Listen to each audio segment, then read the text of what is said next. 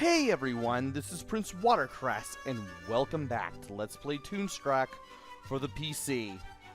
In the last episode, we explored the Malevolands for the first time, and we also got the cloak. We got the cloak for getting the Harlequin suit over to the Scarecrow, but when we got the Harlequin suit to the Scarecrow got malevolated around along with the rest of the barn area, making it feel like we did it for nothing, even though we got the cloak. Kinda spoke out of emotion there last video, but gosh darn it, I really like the Scarecrow, okay? Anyway, I'm still here in the town square because there are still some things that I had yet to do that I didn't know I could do. Let me adjust my headset real quick. There we go. Let's go back to the arcade because I was right apparently. You can do something with the strengthometer after you break it. I just didn't explore the broken strengthometer hard enough. Strengthometer's bells. Believe it or not, you can take the bells that knocked Drew Blank out almost off the ground, which is a good thing because we are going to need them.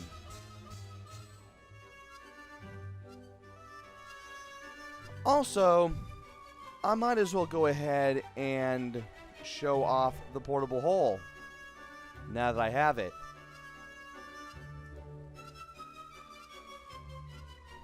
Now what do I do here? Do I use it on Drew Blanc? I gotta use it somewhere. I know you can use it to go between... Oh! I see now. There's a pothole here that I've never even noticed before. Perfectly round pothole. If we use the portable hole in the pothole... Okay, folks, here's the plan. I'm going to put down this mysterious prototypical thing that we found in enemy territory and know nothing about. And then we're going to jump into it. Gee, couldn't we just play a nice quiet game of Russian roulette?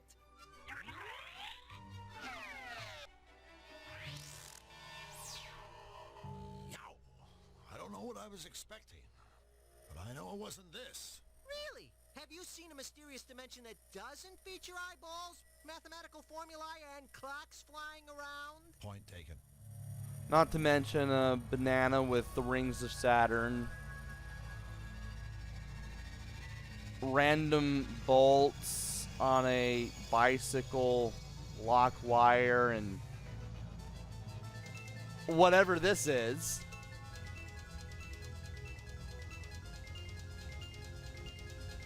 So we have 3 paths. This one just says path, this one just says path, and this one says town center. So the little path with the flowers on it obviously takes us to Utopia. I'm assuming the broken, cracked gray path takes us to Malevolands, and the grass path with the weird patterns on it takes us to Xanadu. Let's go ahead and take the bottom path. Hey, we made it. We didn't get lost or implode or anything. Implode? You never said anything about imploding. If you thought a guy might implode, you could at least warn him ahead of time. Perfectly round pothole.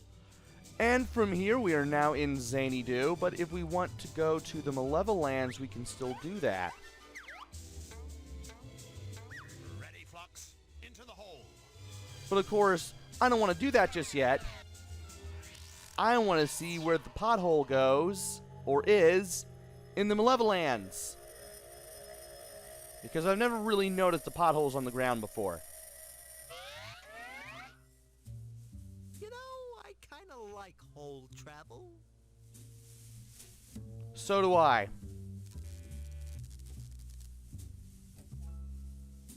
And if you would get off the pothole, I could at least A perfectly round pothole. get the same message as all the other times. Okay. Ready for some speedy, convenient, and only relatively disturbing hole travel? I'm beginning to wonder how many messages I'm going to get doing this. But at least the portable hole can be used as many times as you wish.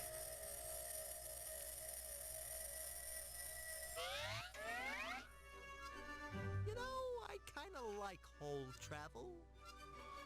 Anyway, now that we're back here, it's time to do some things that I didn't expect to do. I can't believe we set him up for malevolation. I guess that's how it goes.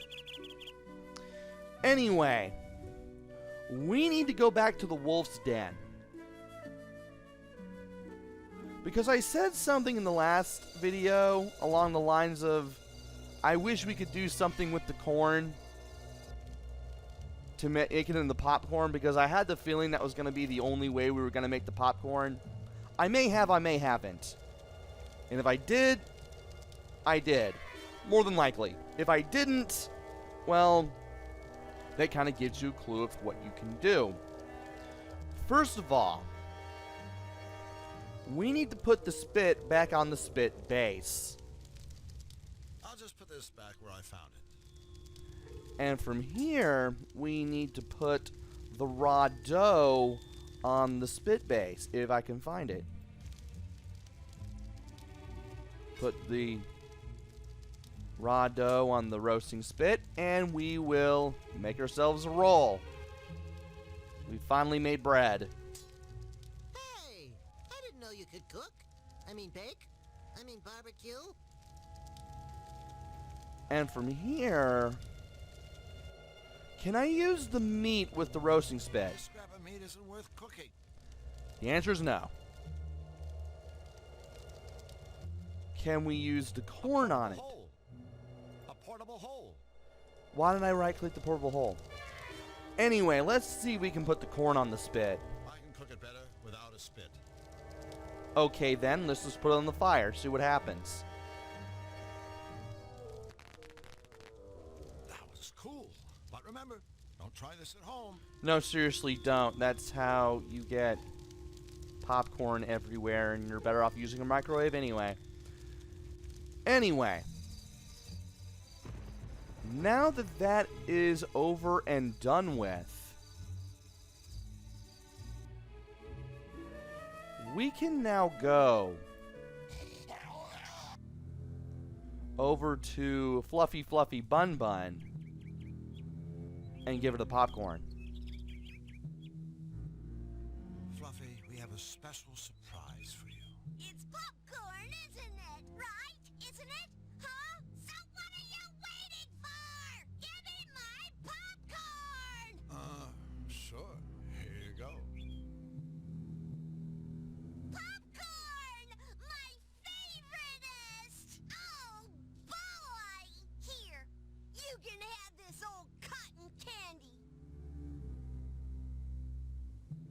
I hate it anyway. Thanks. Okay, we've got the cotton candy now that we've gotten the... given the popcorn to her. I cannot English right now. Please don't malevolate Fluffy Fluffy Bun Bun as soon as I leave.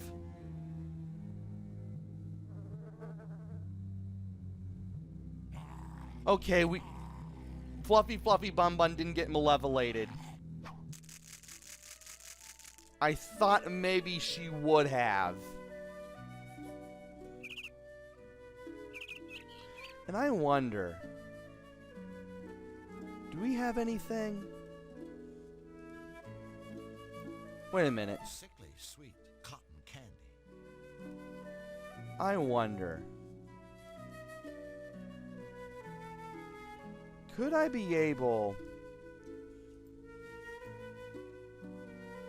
to give the cotton candy to flux wildly.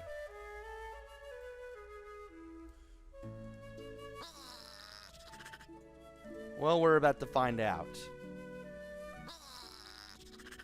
Thanks.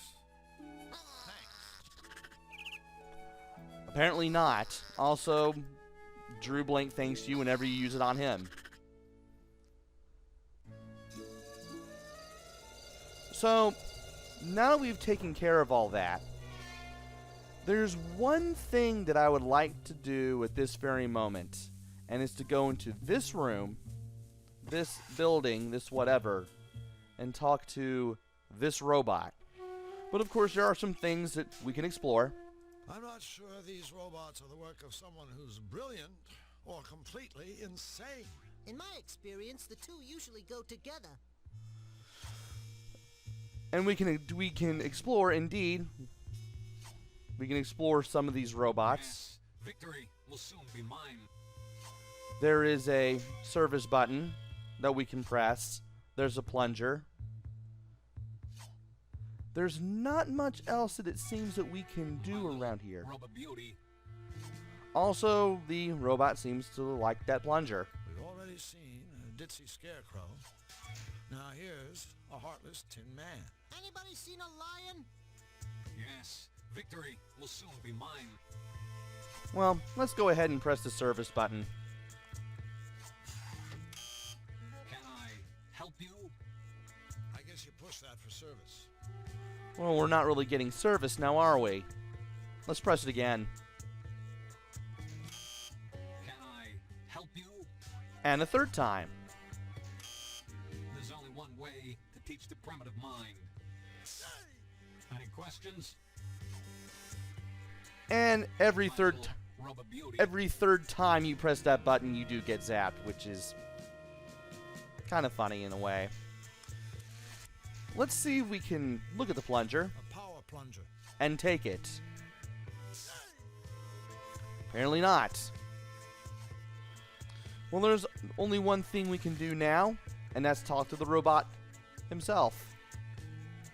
Hi there, Mr. Robot. Robot, do not belittle me, you diseased sack of offal. I am a synthetic mega ultra genius. That's smug for short, right? Ha! Very amusing. Make your cheap acronym-based cracks while you can, Pond Slime. One day, cybernetic beings like myself will take over the world.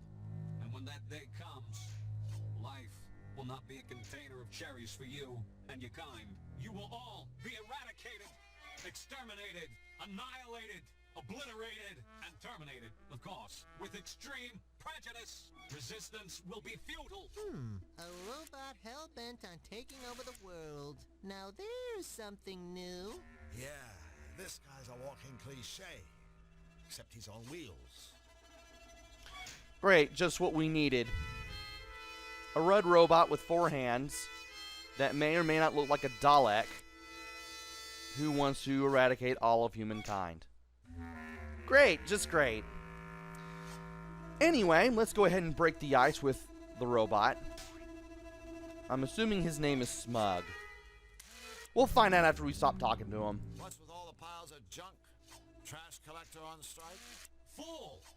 These piles of junk are the most sophisticated robots in the world, and I designed every one of them myself. No offense, but this is obviously the work of a very sick mind. Sick mind? You insult me.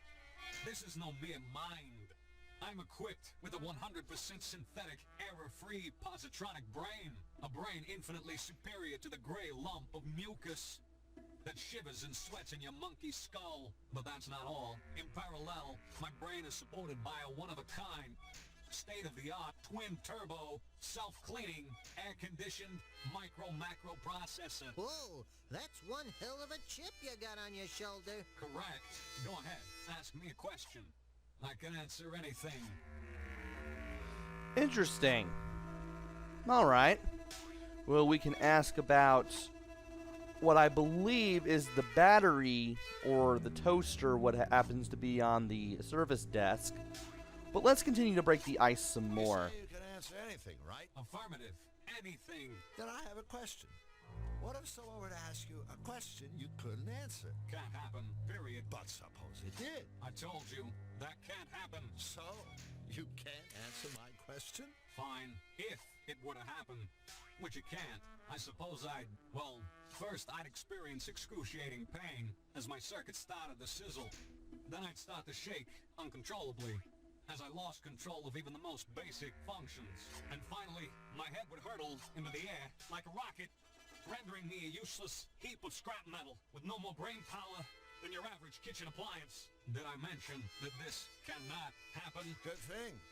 That sizzling circuit stuff sounded like it would hurt. Actually, the thought alone caused me considerable discomfort. Allow me to repay you in kind. Ah, that made it all better. Well, that was interesting. We can still continue to break the ice with the robot, and we can ask more about that question, I would assume, with this option. Let's go ahead and break the ice even more. So who buys your, creations, anyway? The elite of the Malevolands, of course. Count Nefarious himself is my best customer. I bet he's a tough one to please. There isn't a more cold-hearted, calculating, manipulative creature in the Malevolands. We get along like a domicile on fire. It's almost a pity that he, too, will die when the machines take over. Do tell. One glorious day, I will command an army of death machines, whose primary objective will be to rid the world of all lesser beings. That is to say, everything that is not a machine.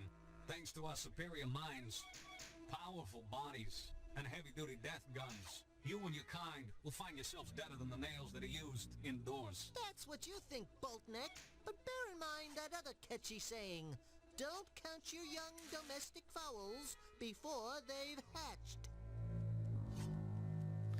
And we now have a new dialogue option, the castle. But we still have some ice breaking to do with the robot. So, what sort of robotic masterpiece have you whipped up for his royal unpleasantness? A nose hair trimmer? A bubble bath dispenser? A robotic foot massage? Of course not. All of my creations have one thing in common. This. An electrified finger? That must be kinda limiting. No, idiot. The ability to cause terrible pain. Or at least considerable inconvenience. For instance, I've just completed a device of the utmost importance. An impenetrable cell door for the Malevolands prison. Mark my words, no one will ever escape from the Count's jail again. And that gives us another option for dialogue. The three guys that we saw when we went into the costume shop, the Costumerama. So now that the ice cube is now a puddle, we can start asking things about things, such as what's on the table. Okay, I have to ask. What is all this stuff? Like that heap of components on the counter. Is it dinner, perhaps? It's a work in progress.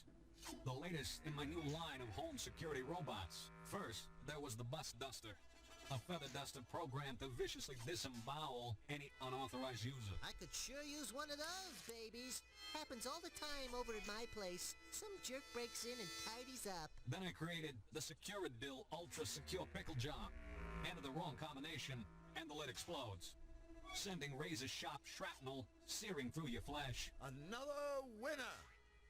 And now, the Toastum brand security toasting system. The ultimate answer to illicit bread browning, should any unauthorized individual attempt to drop bread products into this toaster. Boom, shakalaka. They're toast. Ha, ha, ha, ha, ha. You know, you'd think a guy this brilliant could come up with a better joke than that. You think the joke was bad? Did you hear the laugh? Great. First we have illicit fish flushing, now we have illicit bread toasting. I'm beginning to wonder what other inane crimes can take place in the three worlds of this cartoon land. Anyway, let's ask about the question. Okay. You say you can answer any question, right? Well, I've got one for you. You don't say. If a tree falls in the woods, and there's no one around to hear it, does it make any sound? Boy, that's a toughie. What a ridiculous question. Obviously, the same sound waves would be generated regardless of whether or not some moronic sentient being was within earshot. Was that a yes? That was indeed a yes. I assume it would still make a noise, even if no one was there to hear it. So much for that question. Let us now ask about the castle. You ever do any work inside the big guy's fortress? You know, laundry, windows. No windows. But I have created several formidable security doors. One for Nefarious himself, and one for his psychic sidekick, Misfortune. Security doors? I don't see the challenge for a synthetic mega-ultra genius like you. I mean, give me a couple of inches of steel, stick on a lock or two, bingo bongo boongo. I got me a security door. Ha! My doors offer far more than a rudimentary lock and key mechanism. Entry to Misfortune's chamber is controlled by a sophisticated voice analysis system. And Nefarious' door will only open if his own hand or Misfortune's paw is inserted into an ID scanner. Their hands are their keys. Impossible to lose, and strictly not transferable. In summary, my security doors give you far more bingo, bango, bongo for your buck. Interesting. I don't know why he's telling us this, but apparently there are hand scanners for the doors. Or at least one of them. And we also found out the name of the Catwoman who was in the cutscene that we saw when we were exploring Xanadu for the first time. That was Misfortune. She was the one who alerted Count Nefarious to our being here. And we haven't seen her since, but something tells me we will be seeing her again soon enough. Finally, let us ask about the 3 robot guys that went after us when we went into the Costumerama. What do you know about Nefarious' henchmen? What do I know? Everything. I was the one Nefarious called upon to remedy their various deficiencies. Deficiencies? The first could not talk. The second could not see. And the third... Went wee all the way home. The third was deaf. I was commissioned to create bionic senses to make up for whatever they lacked. Thanks to me, today, they are an extraordinarily powerful team of henchmen. Of course, the bionic gadgets I created are superior in every way to their own feeble, flippy, floppy body parts. A waste of technology, but no matter. When the revolution comes, my steel warriors will salvage these devices and torch the rest. The revolution. I can picture it now. A barren wasteland littered with flesh-stripped skulls. A steel foot triumphantly crushing the... All right, we get the idea. Or was your plan to bore us all to death? Interesting. So, the 3 henchmen that Nefarious has, one could not hear, one could not see, and one could not speak. It's almost like the 3 monkey brothers. The see no evil, hear no evil, speak no evil monkey brothers. They have names, but I can't remember them off the top of my head. But instead of seeing, hearing, and seeing no evil, they see, hear, and speak everything. Or rather, they see, hear, and speak evil. Because they are evil henchmen, apparently. And that is all that we can do here in this robot shop. Brilliant as you are, you probably anticipated what I'm about to say. Indeed, I have. O magnificent man of metal, I worship you. And everything touched by your mighty steel fingers. No. Goodbye. Well, that was a heck of a way to say goodbye. Does this guy have a name? Okay, it's just Robot Maker. And I wonder, could we use the cloak? Get in. knows this cloak is the proper attire for Seedy's club. Only one way to find out.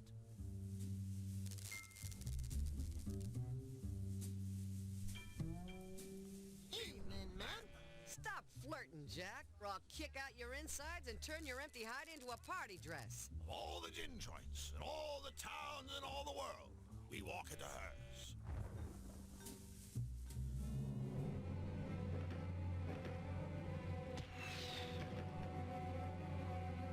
Good. Oh. All right, go on. no, You're first.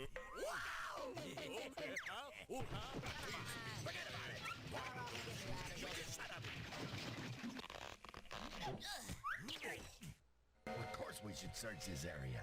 For all we know, the fugitives could be hiding right here, in our own backyard. Wait a minute, we have a backyard? Perhaps they have sought refuge in Seedy's club. Move it. Uh-oh! Henchman alert! We're doomed! No, we're not! We can always... Oh dear, do we have to put the cloak back on?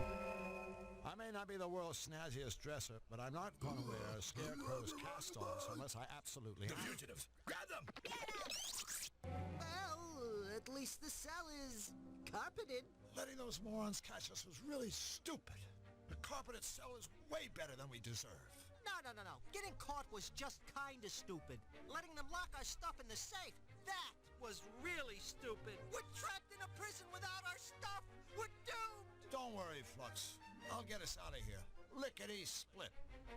Lickety split? Just help me think of a plan.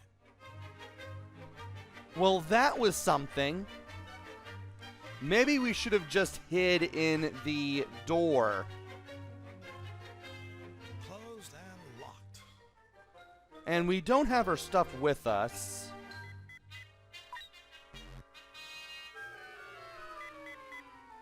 And we can't use the keypad for whatever reason.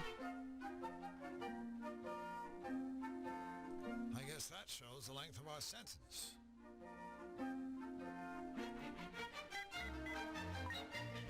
That keypad must open the door. Quick, Flux. What's the combo? It's 1, 2, 3. Really? No. And as much as we would like to be able to open the door, Closed and locked. it looks like we're basically trapped here. Closed and locked. And something tells me that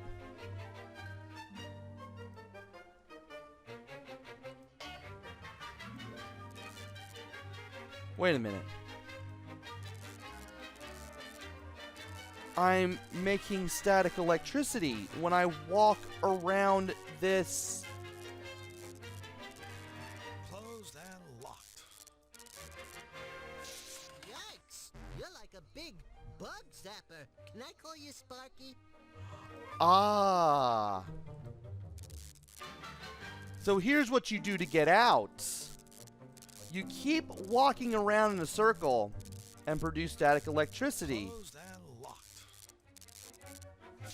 New lightning blank strikes again. And the more you do this, the more time you shave off the year's leftometer. Apparently when you do it twice, it says 90210. I see what the game is doing here.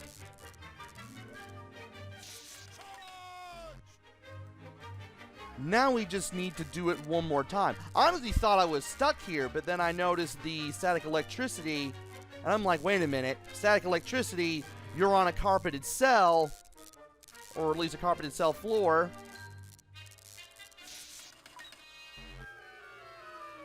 Really? You couldn't shave off the last of those 1,701 years?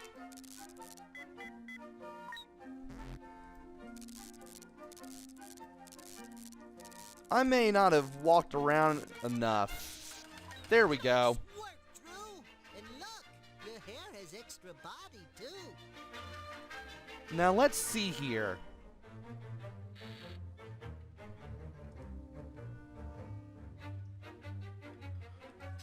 They said that our stuff was in the safe. So we're gonna have to go and get it.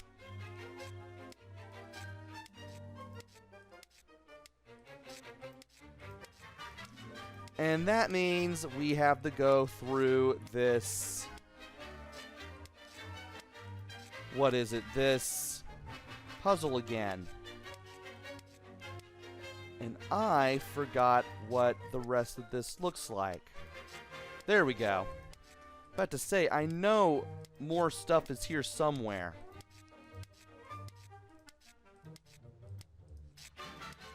All we really need to do is just figure out what we need to do just to get everything moving around here. Oh dear. That's a thing. No, that's unfortunate.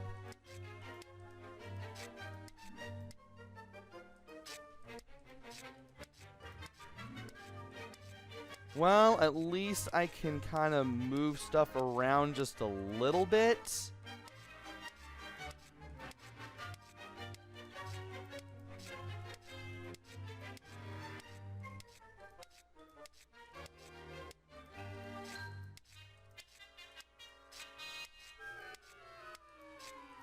Okay. Yeah, I'm gonna have to figure out exactly how to get everything back to where I need it to be. But... oh, everything just goes right there. I do not like doing slide puzzles very much. Just because it takes forever for me to just be like, hey, this is how you do the thing. And once I can't get a row in place, it just takes me forever to get the thing in question to be where I want it. But at least I got it here now.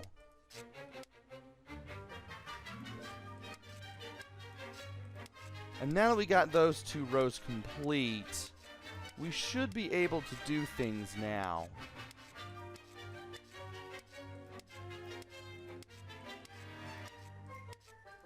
That should go over there.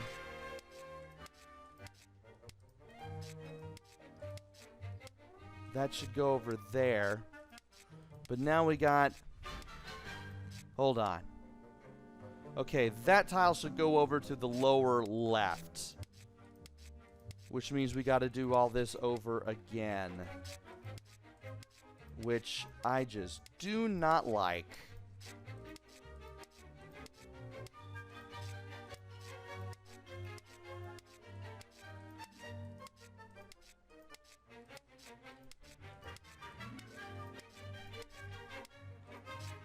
Oh man, I do not like doing this at all. And I am sorry for all the silence that I am doing as I do this, because again, I am not the biggest fan of these kinds of puzzles.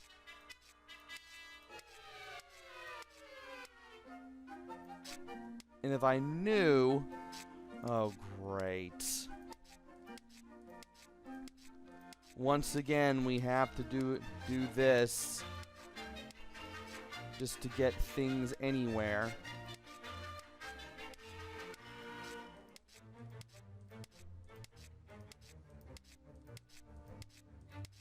Please tell me that this is how we get things over here.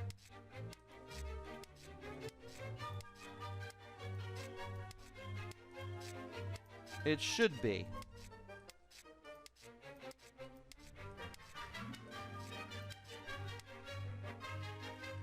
Now we just need to figure out how exactly to get things over to...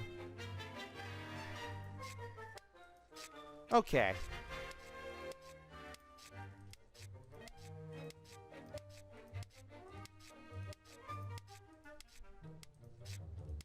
I may be doing this wrong again.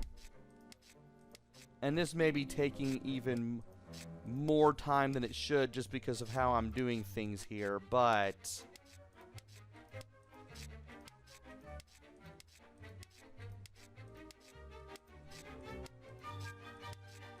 if I can do this right...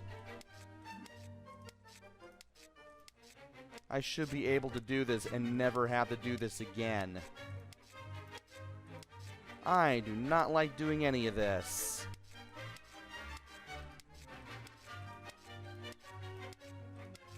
And finally. Our stuff! Our stuff! Yes, we know it's our stuff. Take it already.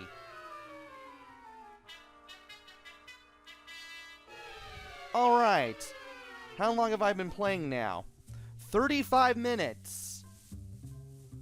I'm going to save under the practice file real quick in case something dumb happens again.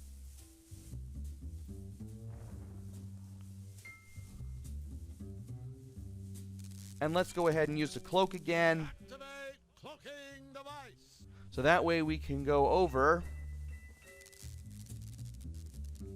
Don't mind us, ma'am. We're just passing through. Then hustle. Unless you want to see my fist passing through your face.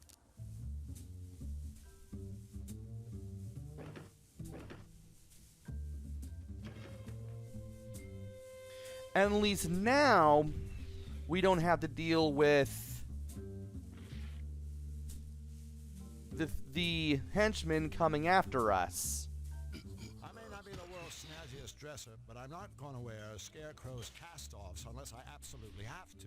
So more than likely, we would have had to get into the changing room to hide if we had to. Well, I'm really glad we shared this moment, Drew. Now can we please go and do something that isn't pointless? Yeah, we should have just hidden the changing room. But well, here we are inside of Seedy's. We have a bowling alley. We have Seedy, the guy who runs everything. And there's not really much else Good night. that we can really do here. There is this ball that we can mess around with. But any exploration that we want to do here, or at least more anything that I specifically want to do here, we're going to have to do that in the next video. So, leave me save in the practice file, and then LP13.